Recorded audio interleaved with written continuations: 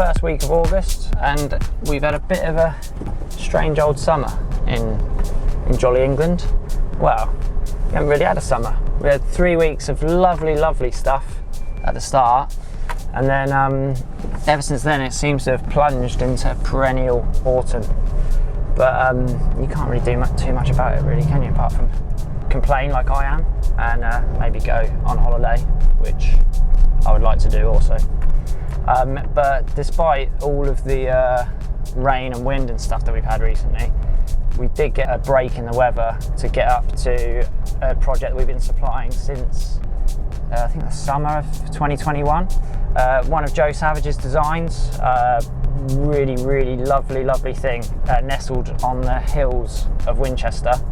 Nice mix of materials, and as with all of Joe's jobs, just really beautifully laid out and planned, and nice smattering of plants in there. Let's show you a bit of that and see what Joe had to say about how the project went about.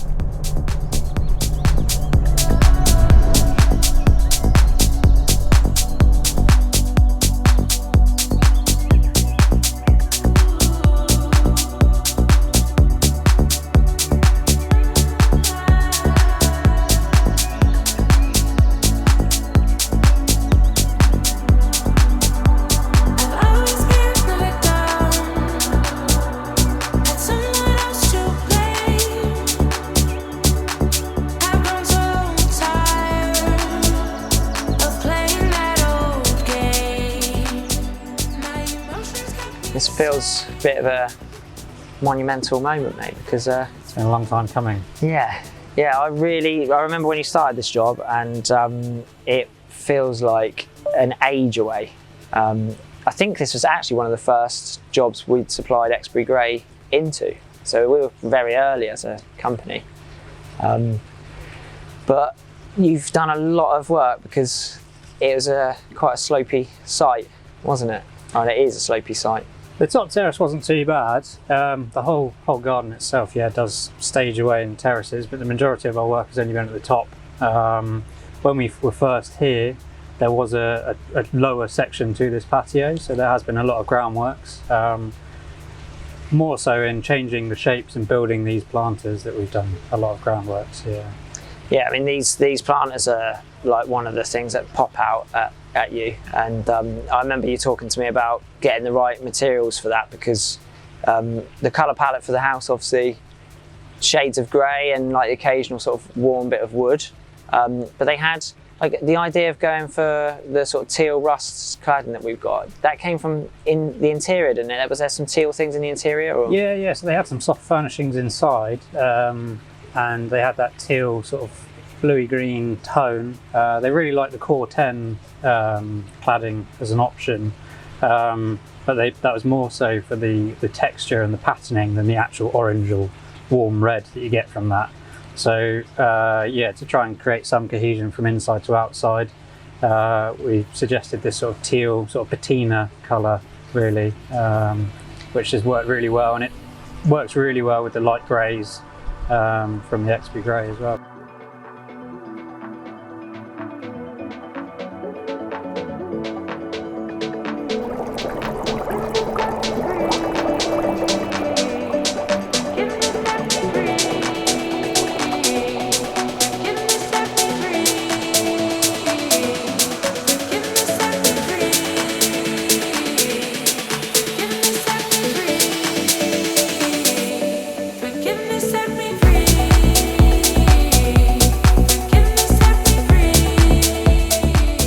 Liked green, grey and purple. I think there's probably someone who knows much more about colour wheels and how they interact that can give me a scientific reason as to why it always works. But yeah, green, grey and purples look lovely. So you've got the purples of all the planting that you've got. Yeah, so the palette here is really simple. It's that silver timber to match their property cladding, and then the light grey paving, the darker grey clay pavers, which help break up the space a bit, and then the cladding, it really does work cohesively.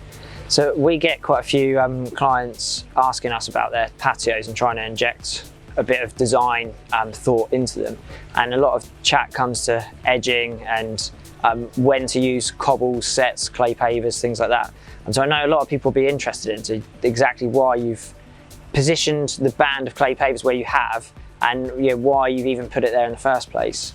So yeah, the first main reason is to break up the huge expanse of paving. So prior to this garden being built, this whole terrace was laid to sandstone, it was just normal budget grey sandstone. It wasn't laid particularly well. The builders did it as a bit of a bolt-on to when they finished the development works. And it was too much paving, or at least too much of one material. So the idea in the design here was to break the space by using the geometry of the extension and following a band of clay pavers that come all the way through, and then it defines the two sort of dining terrace here and the informal seating over there. Yeah, it's nice that you've put that into words, because it's not something I really noticed until you said that. Like, you've got a more kind of formal dining area here, and then a more relaxed space over there. It's like that rooms thing going on. Yeah, it sort of follows on from the internal layout, which is something we're quite keen to do on a lot of our projects. Is naturally, if you have a interior kitchen dining area, you tend to want to flow out onto an exterior kitchen dining area, and then likewise over that side, that's their living room, sitting space. So with the doors open, they can then have an outside option. So it sort of mirrors how they use the inside of their property, but externally. Yeah, and then in the better weather, like we're having now, you've got that extra living space just flowing out. Yeah, they've definitely seen the benefit over the sort of year or so since this job's been finished.